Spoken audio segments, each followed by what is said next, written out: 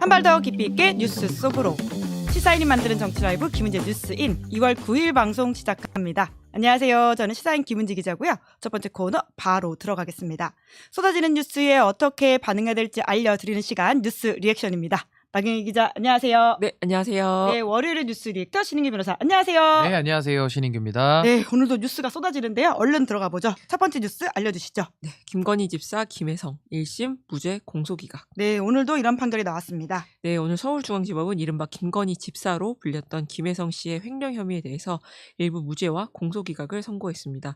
김 씨는 김건희 씨와의 친분을 내세워서 대기업들로부터 184억 원의 투자를 받고 이 가운데 48억 원을 빼돌린 혐의로 재판에 넘겨졌습니다. 하지만 법원은 김 씨가 24억 3천만 원을 대여금 명목으로 횡령했다는 점에 대해서는 범죄의 증명이 없다면서 무죄를 선고했습니다. 또 나머지 24억가량에 대해서도 개인 횡령이기 때문에 특검 수사 대상에는 포함되지 않는다면서 공소를 기각했습니다.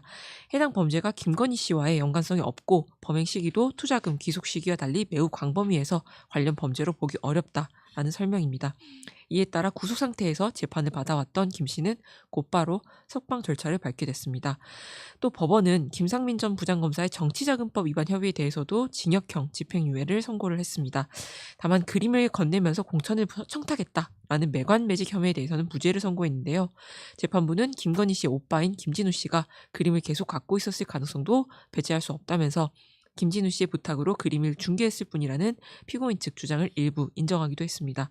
그러면서 특검이 김 전 검사가 해당 그림을 구매를 했고 김건희 씨에게 제공했다는 점을 증명하는 데 실패했다면서 그림의 진품 여부와는 무관하게 무죄 판단의 대상이 된다고 밝혔습니다. 하지만 김 전 검사가 2024년 총선 출마를 준비하는 과정에서 선거용 차량 대여비와 보험금 명목으로 기부받았던 4천만 원에 대해서는 기부 금품에 해당한다고 보고 징역 6개월에 집행유예 1년을 선고를 했습니다. 네, 방금 나온 법원 판결에 대해서 신 변호사님이 좀 가장 좀 의미 있고 눈여겨보는 부분이 있다면요? 근데 지금 이 조희대 사법부 체제 하에서 지금 이 국정농단과 관련된 여러 범죄들이 다 지금 무죄 아니면은 뭐 공소기각 판결로 예. 지금 정리가 되고 있거든요. 물론 여기에 대해서는 1차적으로 지금 사법부를 비판을 해야 되는 그런 상황이긴 합니다만은 우선은 특검의 이 기소 자체가 상당히 좀 엉성하게 제기된 면도 있다라는 예. 점을 저는 좀 부각을 시키고 싶습니다. 왜냐하면 지금 예를 들면 이 김상민 같은 경우도 사실은 공천과 관련돼서 공천농단 사건, 그러니까 큰 틀에서 보면 김건희라는 이 V0가 윤석열의 권력을 이용해서 당을 사유화하고 그 당에 있는 자원들을 갖다가 사유화한 걸로 봐야 되는데 예. 이걸 갖다가 지금 다 일일이 쪼개가지고 범죄를 기소하다 보니까 뭐 정치자금법 위반, 뭐 내지는 이 정도 안에서 지금 뭐 청탁금지법 이런 식으로 지금 들어가다 보니까 개개의 범죄에 대한 어떤 뭐 증명이 부족하다라는 식으로 오히려 역설적으로 무죄가 나오는 그러니까 이런 식의 지금 사법부의 판단이 나오고 있기 때문에 저는 지금 이제 2차 종합특검이 들어가게 되어 있고 또 거기에 대해서는 이제 지금 공소유지하는 단계에서는 또 공소장을 일부는 또 변경할 필요도 있지 않는가 또 이런 생각도 들어서 지금 물론 1차적으로는 저는 법원의 이런 솜방망이 처벌에 대해서 우리가 지금 분노하고 또 비판할 수밖에는 없겠습니다만은 저는 좀 더 본질적으로는 이 검사들의 특검에서의 이런 공소를 유지하고 또 기소를 하는 과정에서의 저는 좀 검토가 매우 좀 부실했다라는 점도 좀 지적을 해야 될 것 같습니다. 네, 댓글창에도 많은 분들이 지적을 해주고 계시는데요. 장훈님은 김건희로 가는 길목을 모두 차단하고 있다. 법원이 이런 이야기 해주셨고요. 영호님은 곽상도가 무죄 나왔다는데 이거 심각해 보인다. 그리고 진희님도 어이없다. 이렇게 댓글을 달아주셨습니다. 자, 그럼 두 번째 키워드 넘어가 볼까요? 전준철 종합특검 추천 사과. 네, 민주당에서도 계속 논란이 있는 중입니다. 네, 정청래 더불어민주당 대표가 오늘 2차 종합특검 후보자 추천 논란과 관련해서 오늘 다시 한번 대통령께 누를 끼친 점에 대해 대단히 죄송하다고 다시 한번 사과 말씀을 드린다라고 말을 했습니다. 앞서 지난 5일에 이재명 대통령이 이제 2차 종합특검으로 민주당이 추천했던 전준철 변호사가 아닌 조국 혁신당이 추천했던 권창현 변호사를 선택을 했는데요. 이와 관련해서 이 대통령이 전 변호사가 과거 쌍방울 불법 대북 송금 사건에서 김성태 전 쌍방울 회장의 변호를 맡았던 것에 대해 불쾌해했다라는 보도가 나오면서 논란이 불거진 데에 따른 사과 인사인 겁니다. 그러자 친명계 조직인 더민주 전국혁신회의는 오늘 집권 야당의 폭주, 지금 멈춰야 한다라는 제목의 논평을 냈는데요. 정청래 대표를 집권 야당이라고 칭할 만큼 갈등의 골이 깊은 상황입니다. 이 논평을 통해서 이들은 이성윤 최고위원의 즉각 사퇴를 요구를 했는데요. 이성윤 최고위원은 김성태 전 쌍방울 회장의 변호인 출신인 전준철 변호사를 2차 종합특검으로 추천을 했던 그런 인물입니다. 이렇게 민주당 일부 의원들은 친청의 아이콘인 이 최고위원의 사퇴를 요구한 반면 친여 유튜버 김어준 씨는 알고 보니 해도 됐던 인사 같다 라면서 이성윤 최고위원을 두둔하기도 했는데요. 내일 민주당 의원총회에서 조국 혁신당과의 합당 추진 문제와 함께 이 최고위원 사퇴 문제도 함께 논의될 전망입니다. 네, 이번 2차 특검 후보자를 둘러싼 상황에 대해서는 어떻게 평가하십니까? 뭐 저는 지금 뭐 집권 야당이라는 단어까지 나오고 있는데 지금 정청래 대표 체제하에서의 집권 여당의 모습이 저는 정말 이 정부에 대한 뭐 지원을 지금 뭐 바랄 정도도 아니고요. 최소한의 어떤 방해는 하지 말아야 되지 않느냐. 그런 차원에서 저는 지금 너무나도 길을 잃고 멀리 헤매고 있다라는 생각이 우선 들고요. 무엇보다 지금 이 전준철 변호사, 그러니까 쌍방울 관련된 김성태 회장을 변호했던 분이고 결국에는 윤석열의 검찰권 남용과 그 조작 수사와 관련돼서는 검찰 쪽과 유착됐다라는 지금 의혹을 받는 그쪽에 있는 변호사를 지금 특검으로 추천을 올리다 보니까 이건 사실은 대통령께 어떻게 보면 야당 추천과 민주당 추천 두 가지의 선택지를 가지고 한 명을 고르게 되어 있는데 사실상 대통령의 선택권을 집권 여당이 봉쇄해버린 거 아니냐 이런 생각이 들고요. 무엇보다 이성윤 최고위원이 추천을 했다고 하는데 이게 지금 공당의 업무 처리라는 것이 원내도 패싱하고 최고위원도 패싱하고 법사위도 패싱해가지고 사실상 정청래 대표와 정청래 대표의 측근으로 분류되는 이성윤 최고위원 둘 사이에서 이게 지금 결정이 됐다라는 상당히 좀 어처구니 없는 그런 상황을 보고 있는 거고 이성윤 최고위원도 뭐 사과까지는 했습니다만은 그 다음에 책임지는 행동이 없습니다.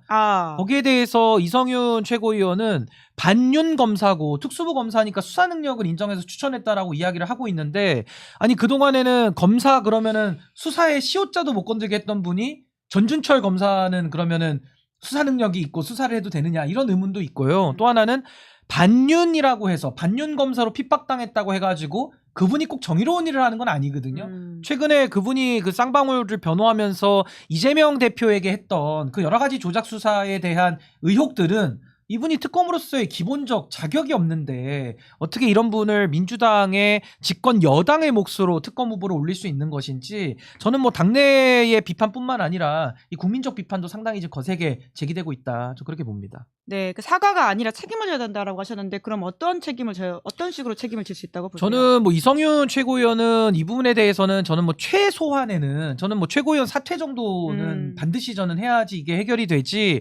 지금 뭐 청와대에서는 불쾌감이나 이런 부분까지는 다 이미 표출을 한 상황 아니겠습니까? 근데 결국 정치라는 것은 어떤 권한을 행사하고 거기에 따른 평가를 받아가지고 책임을 지는 데까지 연결이 돼야 되는데 지금 이성윤 최고위원은 잘못은 있지만 책임은 지지 않겠다. 말로 사과하고 넘어가려고 하는 모습들이 있어서 앞으로도 정청래 지도부 하에서 계속되는 이런 불협화음과 이 삐그덕거림이 저는 계속 있지 않을까 굉장히 좀 우려스럽습니다. 사퇴는 할 거라고 보세요?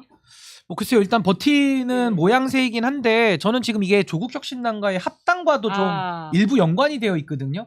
결국에는 정청래 대표가 독단적인 당무를 처리하고 있다. 그 연장선에서 본다면은 특검 후보 이게 지금 뭐 그냥 특검도 아니고 제2종합특검 아까 우리가 뭐 판결도 이야기했습니다마는 지난 3특검이 부실했기 때문에 마지막 기회로 하는 정말 국민들을 위해서는 너무나도 중요한 일인데 이것조차도 정청래 대표가 본인의 그런 사사로운 방식으로 이런 당의 여러 가지 절차들을 패싱하고서 업무를 진행한다라는 것은 전 상당한 리스크이기 때문에 말로만 사과가 아니라 행동에 따른 전 책임을 지는 자세까지 보여야 된다. 저 그렇게 봅니다. 예, 하나만 더 여쭤보면 그런데 이제 오늘 아침에 이제 김어준 공장장 같은 경우에는 해도 됐던 인사 같다라는 식의 이야기를 좀 하고 있거든요. 그 부분은 어떻게 평가하세요? 뭐 오늘 이성윤 최고위원도 최고위에서 말씀 들어보니까 뭐 일각에서 음모론을 제기한다 이런 식으로 이제 음모론으로 포장을 하던데 아니 그러면은 검찰권 남용과 조작 수사의 피해자 당사자인 이재명 대통령께서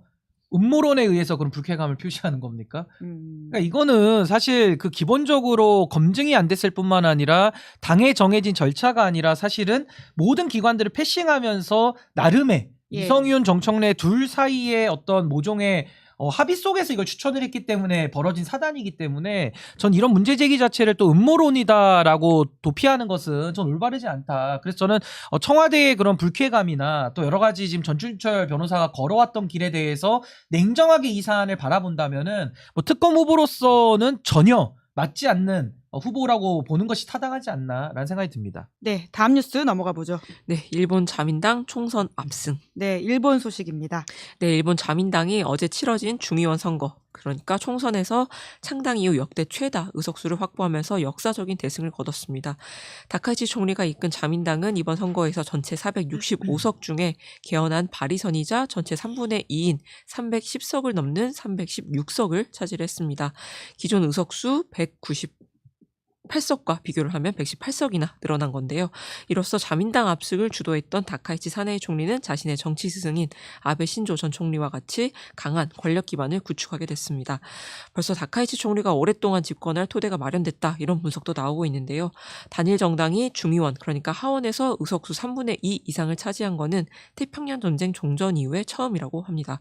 중의원에서 3분의 2 이상의 의석을 보유를 하면 현재 여소야대인 참의원, 그러니까 상원에서 부결된 법안도 재의결을 할 수가 있어서 정책 추진 과정에서 사실상 독주를 할 수가 있습니다. 아울러 자민당의 연정상대인 일본 유신에도 의석수를 기존 34석에서 36석으로 조금 늘리면서 여당 세력 강화에 힘을 보태는데요. 여당의 전체 의석수는 352석, 그러니까 여당 의원 비율은 전체 4분의 3을 넘는 75.7%입니다. 일본 정부는 이미 방위력 강화를 위해서 3대 안보 문서를 연내에 개정을 하고 또 무기 수출과 관련한 일부 규제를 올해 폐지하기로 밝힌 바가 있는데요. 국가정보국 창설, 그리고 국기 훼손제 제정 같은 다카이치 총리가 열의를 보인 정책들입니다. 한 발 더 나아가서 전쟁과 무력 행사의 영구 포기, 육해 공군 전력 보유와 교정권 부인 등을 규정한 헌법 구조 개정을 추진해서 일본이 사실상 전쟁 가능 국가로 변모시키려 할 가능성도 있는 거 아니냐, 이런 분석도 나오고 있습니다. 네, 국제 정세가 굉장히 좀 정신없게 돌아가는 것 같은데요. 하지만 댓글창에는 민주당 이야기가 주로 나오고 여전히 있다는 거의 말씀을 블랙홀입니다. 드리면서 블랙홀. 네, 와중에 뉴 이재명 신인규 이렇게 댓글이 달리는데 혹시 동의하십니까? 뭐 저는 보수 확장이라는 차원에서는 저는 이제 민주당원은 아니지만은 예. 이재명 정부를 응원한다는 차원에서는 요즘 뉴 이재명이라는 단어를 많이 쓰더라고요. 아, 뉴 이재명의 선봉대다. 그렇게 생각합니다. 자인하신다라고 이야기했습니다. 정부의 성공이 지금처럼 중요한 때가 전 없었다고 생각하고 정부의 성공이 저는 국민의 성공과 동행한다고 저는 보고 있기 때문에 저는 뭐 뉴 이재명이 지금 이재명 정부의 어떻게 보면 지지층 확장을 전 이끌고 있지 않나라는 생각이 듭니다. 네, 그러면 요 아이템 이야기를 좀 다시 해볼까요? 그러니까 이 선거의 의미, 이제 특히 한국 차원에서는 어떻게 좀 해석을 하십니까? 근데 이게 지금 뭐 다카이치 사나이 총리가 어떻게 보면 여당에 힘을 실어줘서 지금 여당 의원 비율이 75%가 넘는 아주 지금 어마어마한 지금 의석을 확보를 한 거기 때문에 일본의 어떻게 보면 다카이치 사나이 총리의 체제가 아주 견고해지는 그런 상황인데 저는 그렇지만 뭐 일본의 내부 상황은 힘을 실어주더라도 이 외교 안보 상황은 그렇게 녹록치만은 않다. 결국에는 이 트럼프라고 하는 이 불확실성을 지금 다카이치 총리도 해결을 해야 되기 때문에 저는 뭐 이렇게 만만한 상황은 아니다라는 생각이 들고 오히려 저는 다카이치 총리가 힘을 가지는 이런 시점 속에서 미국과의 관계도 중요하지만 우리 한국과의 관계 예. 이것을 전 이재명 대통령과 서로 이제 어떤 신뢰를 기반으로 한 셔틀 외교를 통해 가지고 조금 더 한일 관계를 더 깊숙이 발전시키는 그런 계기로 삼는 것이 더 좋을 수 있다. 결국 지금 미국 중심의 어떻게 보면 이 세계의 규범 질서를 깨고 어떻게 보면 힘에 의한 그런 예. 보호주의로 돌아가고 있는 이런 상황 속에서는 오히려 그 빈 공간을 우리 한국과 일본이 조금 더 가까이 지내는 그런 상황 속에서 전 여러 가지 양국 간의 이익을 더 높일 수 있지 않을까 싶습니다. 네, 다음 뉴스 넘어가 보죠. 네, 공소기가 곽상도 손배 청구하고 형사 고소할 것. 네, 지난주 금요일에 나왔던 사건의 결과인데 곽상도 의원은 이렇게 밝히고 있는 거죠? 네, 법원이 화천대유 뇌물 사건과 관련해서 곽상도 전 국민의힘 의원에게 1심에서 공소기각을 내리면서 파장이 계속 이어지고 있습니다. 2월 6일, 그러니까 지난 금요일에 서울중앙지법 형사 23부 오세용 재판장은 범죄수익은닉규제법 위반 등 혐의를 받는 곽 전 의원과 화천대유 대주주 김만배 씨에게 공소기각을 선고를 선고를 하고 특정범죄 가중처벌법상 뇌물 혐의로 기소됐던 아들 곽 씨에게는 무죄를 선고를 했습니다. 당시 6년차 대리였던 곽 전 의원의 아들에게 지급됐던 퇴직금 50억 원의 대가성을 재판부가 인정하지 않은 건데요. 공소기각이라는 것은 절차상의 하자를 이유로 검찰의 공소 자체가 부적법하다고 판단해서 선고를 하는 겁니다. 재판부는 검찰이 50억 원 뇌물 수수 그리고 공여 혐의로 먼저 기소했다가 1심에서 무죄를 선고받자 사실상 같은 쟁점에 대해서 이중 기소를 했다는 곽 전 의원 측의 주장을 받아들였습니다. 곽 전 의원은 검찰권을 남용해서 부당한 기소를 했던 검찰의 불법 행위에 대해 민사상 손해배상을 청구하고 형사고소를 할 계획이다 이렇게 밝혔습니다. 한편 법조계 소식을 하나 더 말씀드리면요. 정치브로커 명태균 씨와 국민의힘 김영선 전 의원의 공천대가 돈거래 혐의에 대해서 무죄를 선고했던 김인택 창원지법 부장판사가 청탁금지법 위반 혐의로 약식 기소됐다고 합니다. 약식 기소는 검사가 범죄 혐의가 인정되는 가벼운 사건에 대해서 징역형 대신에 벌금형을 내려달라 이렇게 법원에 서명으로 요청하는 그런 절차인데요. 김 부장판사는 지난해 해외여행에 동행했던 HDC 신라 면세점 한 팀장으로부터 여행 경비를 대납받았다는 혐의를 받고 있습니다. 이 팀장이 면세점에서 법인카드로 구입했던 수백만 원대 명품 의류를 김 부장판사가 건네받았다는 의혹도 제기가 됐지만 기소된 범죄 사실에는 포함되지 않은 것으로 파악이 됐고요. 청탁금지법에 따르면 판사 등 공무원이 한 번에 100만 원이 넘는 금품을 수수하면 3년 이하의 징역 또는 3천만 원 이하의 벌금에 처해지게 됩니다. 네, 곽상도 전 의원의 이런 이야기는 어떻게 보십니까? 근데 이 공소기각 판결이라는 거를 정말 실무에서는 보기가 드물거든요. 아. 그러니까 굉장히 이거는 사실 재판부가 좀 곽상도 측을 봐주기 위한 이런 식의 결정들을 좀 하고 있다고 봐야 되고, 이 아들도 지금 뇌물 혐의인데 무죄에 나오지 않았습니까? 예. 그러니까 이런 식으로 재판하면요, 지금 최순실 씨는 바로 재심 청구해야 돼요. 제가 볼 때는. 최순실이 억울하다. 아니 그런 얘기를 안 할 수 있습니까? 지금 뭐 예를 들면 우인성 재판장이라든지 내지는 뭐 김인택 이 판사 내지는 이 곽상도 판결까지도 본다 그러면은 최순실 같은 경우만 그럼 왜 경제공동체로 묶여가지고 뇌물로 처벌을 받습니까? 예. 그리고 당시에는 뭐 박근혜 이재용 회장 관계에서도 묵시적 청탁까지도 인정을 해서 뇌물로 간 사례들이 있거든요. 그러니까 이것이 바로 대통령이라고 하는 내지는 뭐 민정수석, 국회의원 이런 식의 권력을 가진 사람들은 이 뇌물에 관한 법리를 적용할 때도 상당히 완화된 해석을 통해서 그 권한과 책임을 명확하게 묻겠다라는 그동안의 사법부의 나름의 원칙들이 있었던 건데, 지금에 와가지고는 뭐 뇌물이 선물로까지도 둔갑되는 이런 상황 속에서 번번이 무죄입니다. 그럼 앞으로 공무원들은요, 본인 아들이나 며느리, 그러게요. 사위, 뭐 장인 장모 이런 사람들을 통해 가지고 뇌물 받으면은 그럼 이제 다 무죄 나오는 겁니까? 저는 너무나도 지금 잘못된 판단이 나왔다고 저는 생각이 들고, 그 김인택 판사 관련해서도 이게 지금 간단하게 지금 뭐 청탁금지법 정도로 넘어갈 것이 아니라 이거 직위헌 사례랑 비슷합니다. 결국에는 이거는 공수처에서 사실은 판사들에 대한 수사권과 기소권을 갖고 있기 때문에 저는 지금 공수처가 좀 정상적인 상황이 아니다 보니까 지금 이게 유야무야 넘어가고 있는 것이지, 원칙대로 한다면은 공수처가 수사와 기소를 통해 가지고 이거 엄단해야 될 사안들이거든요. 예. 이런 것들도 지금 뭐 약식 기소라는 식으로 해서 뭐 벌금으로 대충 떼우려고 넘어가는 것 자체, 그리고 그런 판사가 판단하는 김영선, 명태균 공천에 대해서도 면죄부를 주는 정말 지금 사법부가 국민들을 정말 그 마음에 불을 지르고 있는, 이런 분노의 불을 지르고 있는 거 아닌가, 좀 매우 잘못됐다고 봅니다. 네, 좀 더 자세한 이야기는 저희 2부에서 정구승 변호사 그리고 봉지욱 기자와 이어가도록 하고요. 신인규의 원샷 원킬로 들어가도록 하겠습니다. 신인규 변호사님의 날카로운 시선으로 바라본 이번 주 정치 사진 한 장인데요. 어떤 내용이죠? 네, 어제 한동훈 국민의힘 전 대표가 당적을 박탈당한 지 열흘 만에 첫 공개 일정에 나섰습니다. 서울 송파구 잠실실내체육관에서 토크 콘서트를 연 건데요. 주최 측은 1만 5천 명에서 2만 명 사이가 참석했다라고 추산을 했습니다. 한 전 대표는 자신이 강한 자에게 강하고 약한 자에게 약하면서 정관 예우 안 들어주고 출세하려고 사건 팔아먹지 않는 검사였다라고 자평하기도 했는데요. 그런데 오늘 국민의힘은 결국 김종효 전 최고위원에 대해서 제명을 결정을 했습니다. 한편 한 전 대표 제명 사태 이후로 내분 상태가 계속 이어지는 가운데 친한계 배현진 의원과 당권파와 가까운 유튜버 고성국 씨에 대한 징계 절차가 각각 진행되고 있습니다. 배 의원은 지난달 27일에 한동훈 전 대표 징계를 반대하는 입장문 작성을 주도하면서 반대 의견이 국민의힘 서울시당 전체 의사인 것처럼 왜곡했다, 이런 혐의를 받고 있고요. 고성국 씨는 지난달 29일에 자신의 유튜브 방송에서 당사의 전두환, 윤석열 전 대통령 사진을 내걸라라고 말해서 논란이 됐습니다. 이에 국민의힘 의원들이 고 씨의 발언은 품위 위반 행위에 해당한다면서 징계 요청을 한 겁니다. 네, 이 박영식 앵커도 여기 콘서트 가셨더라고요. 예. 뭐 많은 분들이 가신 걸로 알고 있습니다. 네, 곽수선 씨도 간 각자 것 취향이니까요. 같은데, 예. 네. 언더커버로 존중합니다. 아마 가셔서 본 게 아닌가 저는 안 생각이 갔습니다. 드는데, 네. 예. 어떻게 보십니까? 한동훈 토크 콘서트? 우선은 뭐 잠실체육관 그 많은 데를 사람들로 다 꽉꽉 채웠기 때문에 상당히 세가 있죠. 네, 그 부분은 인정이 되는데 저는 한동훈 전 대표가 꼭 아셔야 되는 게 뭐냐면 정치는 멋으로 하는 게 아니라 표로 하는 것이다. 그 말씀을 꼭 드리고 싶고 멋으로 하다 보니까 약간의 그 나르시시즘에 도취돼서 나름의 팬심 대회를 어제 연 거 아니냐. 근데 정치인이라면요.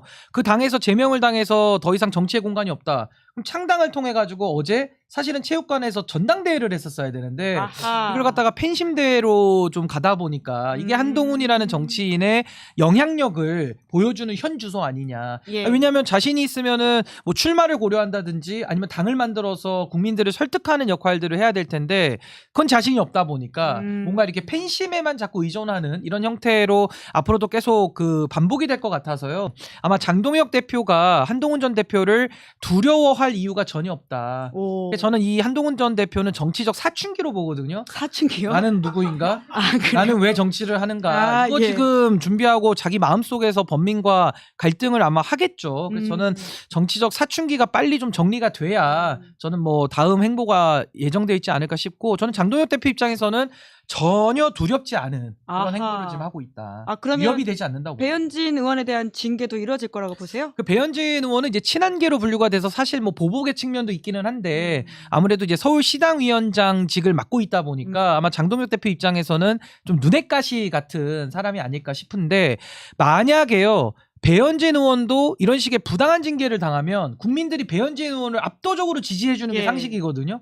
근데 지지가 안 가고 있습니다. 그 왜 그럴까요? 왜 그런가요? 결국에는 배현진 의원의 그동안을 좀 본인 스스로를 되돌아봐야 된다. 홍준표, 윤석열, 한동훈까지 이어오는 과정 속에서 아마 배현진 의원이 그동안에 국민 편에 거의 서지를 않고 한동훈 전 대표에게 이제 개인적으로 충성된 정치를 좀 하다 보니까 아마 그거에 대한 국민적 평가가 매우 박한 거 아니냐. 저 그렇게 보고 있습니다. 아유, 시간이 짧아서 아쉽네요. 다음에 또 이야기 나누도록 하고요. 오늘은 여기까지 하겠습니다. 두 분 수고 많으셨습니다. 고맙습니다. 네, 감사합니다. 네, 저는 광고하겠습니다. 여러분들은 보험을 어떻게 가입하셨나요? 대부분의 보험은 전문 설계사가 아닌 가족이나 친척 등을 통해 묻지마식으로 가입하시는 분들 많으실 겁니다.